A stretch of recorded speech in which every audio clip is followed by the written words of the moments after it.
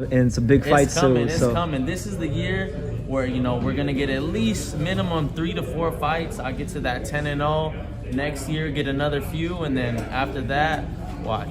They're gonna find out. They're really gonna find out. This year, they're gonna see, but within the next couple of years, they're really gonna find out and see that I'm a true, not only contender but future world champion.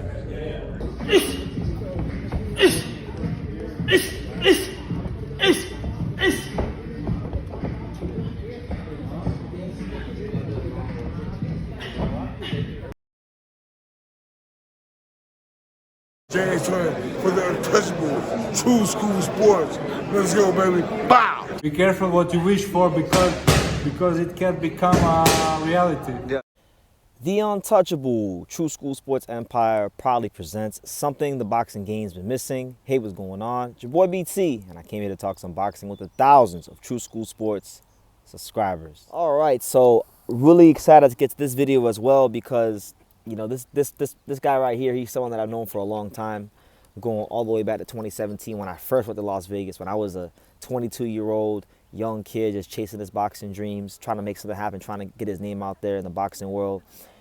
And I remember I went to Johnny Toko's gym, you know, an illustrious gym in Las Vegas. And when I was there, I came across Joseph Macedo, you know, at the time, an amateur trying to learn his trade and whatnot. And, you know, Joseph has come a long way in the last 7 to 8 months. You know, he was Angelo Leo's one of his main sparring partners for the Gervonta Lopez fight. We were actually in the same camp house together because I was part of the training camp. I was part of the film study team.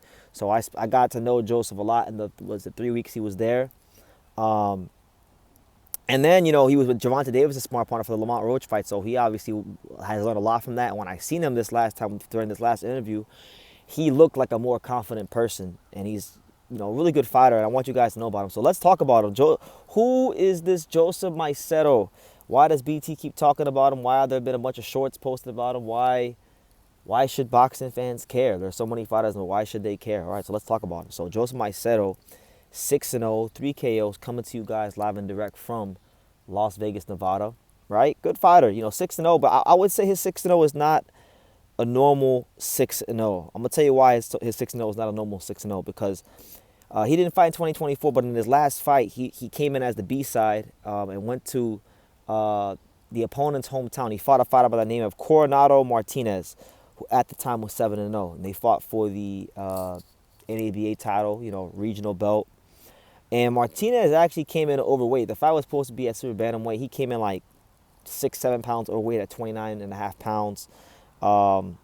So, you know, Joseph was dealing with somebody in that fight that was not, you know, not professional, not making the weight, not doing what he was supposed to do as a fighter. Joseph actually wound up beating and outpointing Coronado Martinez to capture the NABA title in the 6th fight. And, of course, you know how Top Rank does. Shout out to Top Rank. They got great matchmakers.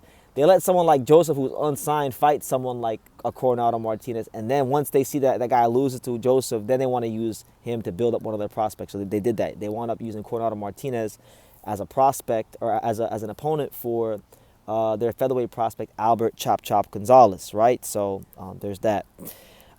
He's had an interesting amateur career. You know, he does have a win in the amateurs over Bruce Carrington and Giovanni Marquez, who are two fighters that have been in our face as boxing fans. You know, Shoe's been getting a big push from Top Rank. Giovanni Marquez has been getting a big push from DAZN, fighting on those Red Owl boxing cards. And Joseph's beat both those guys at one point. So, you know, that goes to show you guys that in boxing, there's always fighters that are on the level of a lot of guys that are on TV, but sometimes politics and, you know, just timing, it doesn't allow for certain guys to get their shine. But I think Joseph's time is coming, you know. Joseph also did fight Keyshawn Davis. He lost Keyshawn Davis, but, you know, apparently by all accounts he gave him a good fight. So, you know, he's been in there with some good guys. Now, as far as his style, Joseph Macedo, his style, how does he fight? What kind of fighter is he? Because a lot of you guys may have not seen him fight. I would say naturally Joseph's style lends to him being more of a counter-punching fighter. I would say he's more of a counter-puncher. But I do think, you know, when you're in camps with guys like Angelo Leo, Gervonta Davis, Brandon Figueroa, Liam Wilson, and the list goes on and on and on, I think naturally you're going to have to learn to be a more aggressive fighter. So Joseph is a counter-puncher, But I've seen Joseph become a more aggressive fighter over the years, being more comfortable to be in the pocket, being more comfortable to fight on the front foot. And I just think he's developed more. He's added more aggression into his style. But naturally, he's a counterpuncher and he's a smart fighter. His favorite fighter of all time is Juan Manuel Marquez. So obviously, that would tell you, that would show you that he's been influenced to fight a certain way, right? So that's what it is. And I do think when you have the kind of showings he had in camp against Tank, and you win over those kind of people who are influential in the boxing industry, I think there's a big opportunity coming his way. Honestly. And one thing about Joseph is that he's one of the most professional fighters I've ever been around, and that's that's a bold statement for me, but it's a true statement because I've been around a lot of fighters. I've been blessed and been subjected to see a lot of things that maybe you guys, the viewers, don't get a chance to see in boxing because I'm in the gyms, I've been in camps, I'm in a lot of places, and Joseph is one of the most professional fighters I've ever been around because he's always on weight. And one thing about Joseph is he's very serious about his nutrition. This guy's always eating avocados and toast, and he's very big on his weight, counting his calories, and the dude don't have an ounce of fat on him. So when you talk about a disciplined fighter, when you talk about a professional fighter, he definitely checks those boxes. And when he was sparring at Johnny Toko's, and I mentioned this before, but when he was at Johnny Toko's, he sparred. He had a very infamous sparring session with Mirjan Akhmadaliev, and Joseph at the time wasn't even a professional fighter. He probably didn't even have 25 amateur fights when he sparred Mirjan. Mirjan probably was 2-0 or 3-0. He had already been pro and had a truckload of fights in the amateurs, and Joseph got dropped in the sparring, and he didn't just get his ass waxed the rest of the sparring. No, he got up, he kept fighting, and he showed, even if you go watch that sparring session, he showed that he's got some dog in him.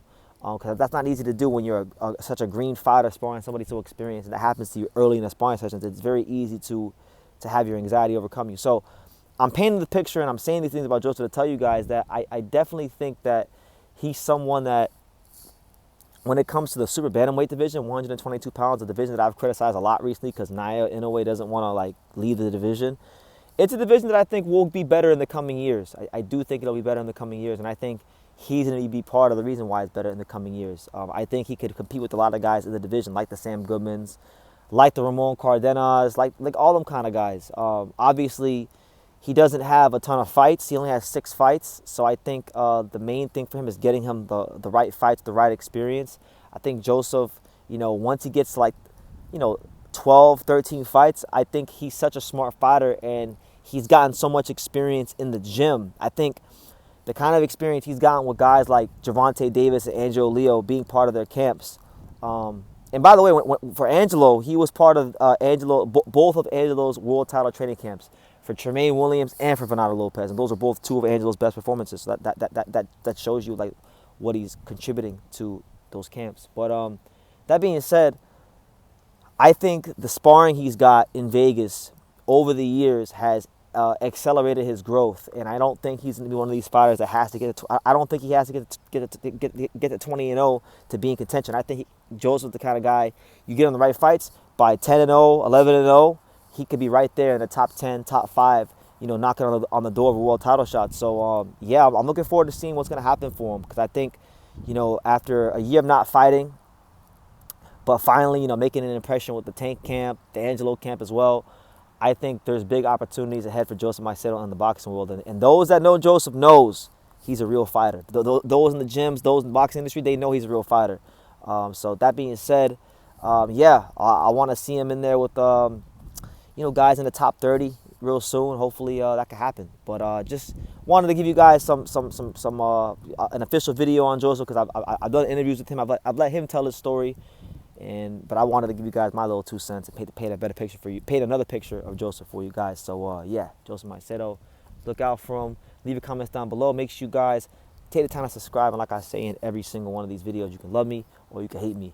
But I'm just a kid from Daniel. So until next time, take care, guys. Thank you for watching another video on the untouchable True School Sports Empire. For more great boxing content just like this, make sure you guys click right over here. Keep watching my boy BT put on the best interviews out here.